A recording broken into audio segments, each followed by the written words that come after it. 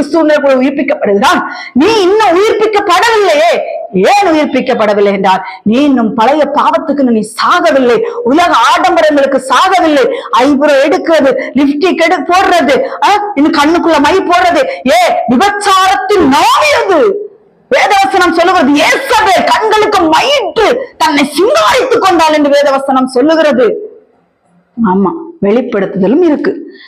வசனத்தை நான் எடுக்கவில்லை, வெளிப்படுத்தல இன்னும் இருக்கு பாருங்களேன்.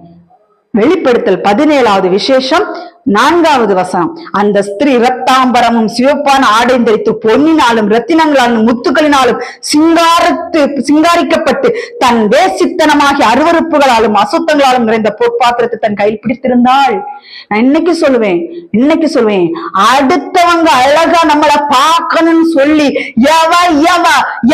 எவன் வெளியில மேக்கப் போட்டு போறானோ விபச்சாரன் என்று வேதவசனம்